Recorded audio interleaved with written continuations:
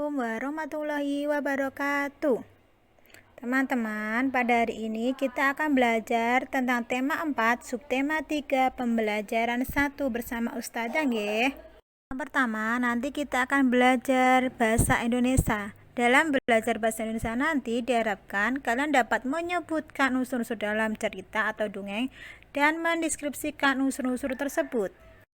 Yang selanjutnya yaitu nanti diharapkan kalian dapat mengidentifikasi dampak pemanfaatan sumber daya alam yang tidak terkontrol dan memberikan beberapa kegiatan pencegahan agar sumber daya alam itu dapat terkontrol. Yang terakhir, kalian diharapkan dapat menyebutkan jenis pekerjaan yang berhubungan dengan sosial budaya dan melaporkan jenis pekerjaan yang berhubungan dengan sosial budaya tersebut. Tujuan pembelajaran pada pagi hari ini yaitu 1. Kalian dapat menyebutkan unsur-unsur cerita atau dongeng. 2. Mampu mendeskripsikan unsur-unsur tersebut. 3. Dapat mengidentifikasi jenis pekerjaan yang terkait dengan sosial budaya. 4. Mampu mengomunikasikan jenis pekerjaan tersebut. 5. Menginformasikan dampak pemanfaatan sumber daya yang tidak terkontrol dan menuliskan contoh kegiatan sebagai upaya pencegahan langkanya sumber daya alam. Kalian pasti bisa ya teman-teman. Coba teman-teman amati gambar tersebut, itu adalah salah satu dongeng ya. Nah, coba setelah kalian mengamati gambar tersebut, prediksilah cerita dongeng yang sesuai dengan gambar itu ya. Teman-teman, disamakan prediksi kalian dengan cerita yang sesungguhnya ya. Coba kalian temukan persamaan cerita yang kalian buat dengan melihat gambarnya dengan cerita sebenarnya. Silakan dibaca ya. Ini adalah cerita lanjutannya. Silakan dibaca sampai selesai supaya kalian tahu bagaimana cerita antara si tupai dengan si ikan gabus. Kalian harus tahu isinya ya teman-teman. Jangan hanya membaca tapi tidak tahu isinya. Ya. Dalam sebuah cerita itu terdapat beberapa unsur ya. Yang pertama adalah judulnya. Kalian harus tahu dulu judul dalam cerita tersebut. Yang kedua tokohnya atau pelakunya. Ketiga adalah sifat tokohnya. Keempat tempat di mana terjadinya peristiwa tersebut.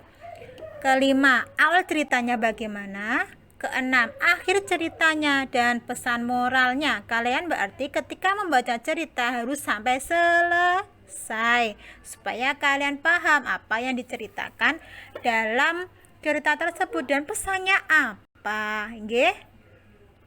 Sekarang kalian diskusikan judulnya tadi apa sampai pesan moralnya sama teman-temannya ya. Setelah itu nanti salah satu teman mengirimkan voice note kepada Ustazah di grup kelas. Selamat mengerjakan. Teman-teman, pasti kalian tahu ya pekerjaan tetangganya atau saudaranya di rumah. Nah, di sini ada sebuah cerita dari Beno bahwa pekerjaan ayahnya adalah seorang pengrajin kayu. Berarti kalau dia pengrajin kayu, yang dihasilkan contohnya adalah meja dan kursi. Untuk membuat meja dan kursi berarti harus membutuhkan bahan dasar. Bahan dasarnya yaitu kayu. Kayu tersebut biasanya diambil di hutan.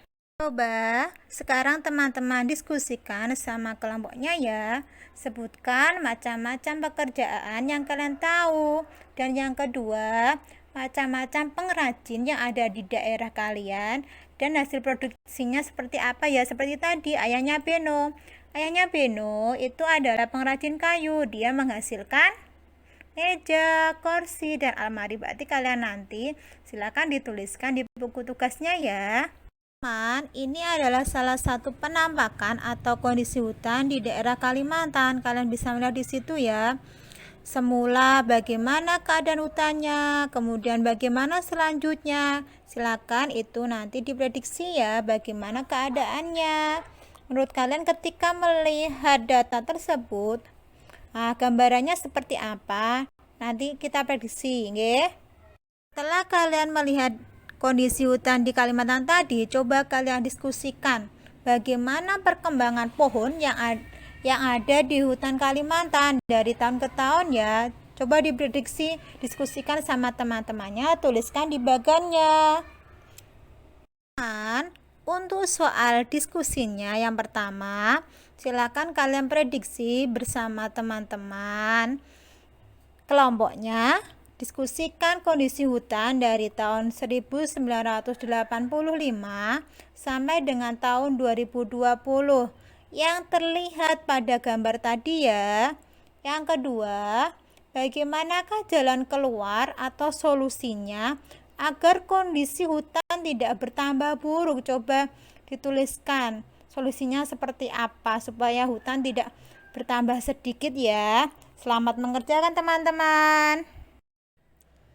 Saya akhiri pembelajaran pada pagi hari ini. Semoga bermanfaat. Wassalamualaikum warahmatullahi wabarakatuh.